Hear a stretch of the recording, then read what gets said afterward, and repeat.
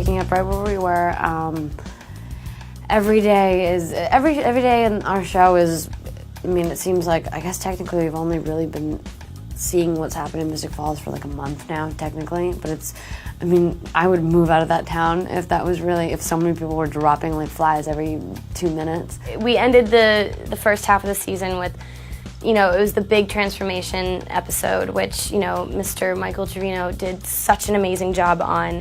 So, yeah, I mean, you've obviously seen it once, and we know that that's not going to be the only full moon to come about in Mystic Falls. I think everyone kind of knows at this point that there will be more werewolves that come into town, and so that's what's going to be interesting when we come back on January 27th to see how it goes down with the vampires and the werewolves. More than anything, I'm excited for Klaus's arrival because he's going to mix things up. The whole Klaus thing, I mean, I personally think that it just needs to be Pacey Witter finds himself in Mystic Falls and, you know, reenacts the jumping off of the boat into the sunset with Caroline, because I think that that's what would make sense most of all for the storyline of the show, but they're just not buying it. So at this point, it's all about Klaus. I would hate to go out to like audition for our show as a guy who's gonna be like this vampire. Just every time, I feel like the description is like unimaginably beautiful and old soul, and it's just so scary, you know, because there's no such person. I mean, there's no such vampires, but there's no such real person that's like perfect in so many ways.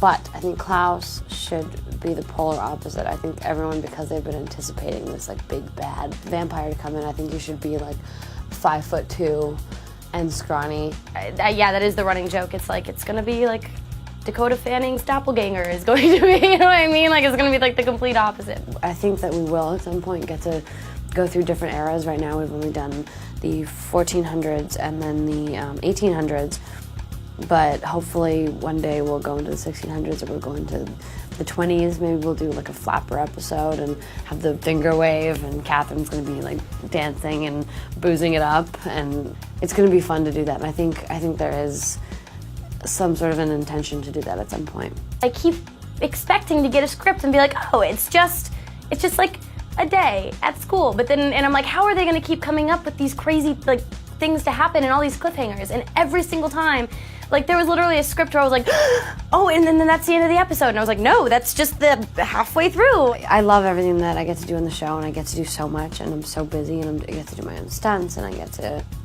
kiss every character there is, and I have scenes with everyone on the show, and it's just, there's never a dull day on the set of The Vampire Diaries, and I love it.